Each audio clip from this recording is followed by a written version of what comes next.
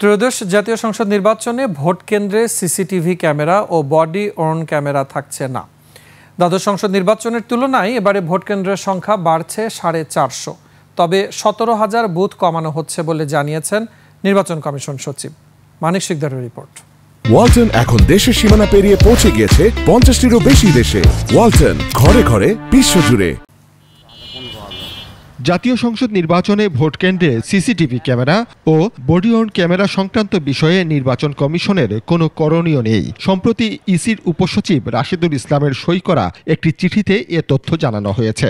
চিঠিটি স্বরাষ্ট্র মন্ত্রণালয়ের সিনিয়র সচিবের কাছে পাঠানো হয়। পাশাপাশি এর অনুলিপি মন্ত্রিপরিষদ সচিবকেও দেয়া হয়েছে।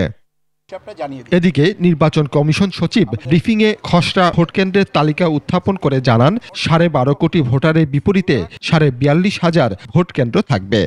এবারের হিসাব অনুযায়ী গড়ে 3,000 ভোটারের জন্য এবং আমরা আপনাদের এক একটা ভোট কেন্দ্র হিসাবে আমরা কেন্দ্রের সংখ্যা নির্ধারণ করা হয়েছে 42,618। পুরুষদের জন্য ভোট কক্ষ থাকবে 1,14,939টি, মহিলাদের জন্য ভোট কক্ষ থাকবে 1,29,107টি। আপনারা জানেন যে আমরা এই আনুপাতিক হারটা প্রত্যেকটা কেন্দ্রে 600 ভোটারের জন্য একটা কক্ষ পুরুষ ভোটার এবং মহিলা 500 ভোটারের জন্য একটা কক্ষ। খসড়া ভোট কেন্দ্রের তালিকা প্রকাশের পর 25 সেপ্টেম্বরের মধ্যে দাবি আপত্তির সুযোগ থাকবে। দাবি আপত্তি নিষ্পত্তি আমরা করব ইনশাআল্লাহ 12ই অক্টোবর এবং চূড়ান্তটা আমরা করব 20 অক্টোবর। মানিক শিকদার, 21 টেলিভিশন, ঢাকা।